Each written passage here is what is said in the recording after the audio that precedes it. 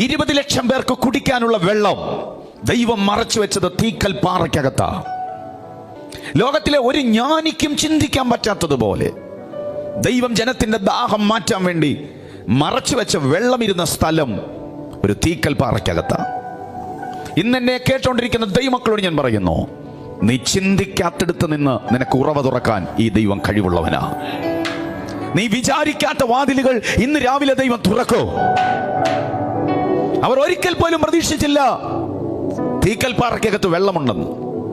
ഇനി അഥവാ വെള്ളം വന്നാലും അത് 20 ലക്ഷം പേർക്ക് തികയുമെന്ന് അവർക്ക് ചിന്തിക്കാനേ പറ്റത്തില്ല. ഞാൻ നിങ്ങളോട് പറയാം, നിനക്ക് ചിന്തിക്കാൻ പറ്റാത്ത കാര്യം ചെയ്യുന്ന ദൈവത്തെയാണ് നീ ആരാധിക്കുന്നത്. ഇന്ന് രാവിലെ ഈ ദൂതിന് നിങ്ങൾ ആമേൻ പറയുന്നെങ്കിൽ നിനക്ക് ചിന്തിക്കാൻ പറ്റാത്ത, നിന്റെ ബുദ്ധിക്കൊക്കാത്ത വൻ കാര്യങ്ങൾ അവൻ ഇന്ന് പകൽ ചെയ്യും.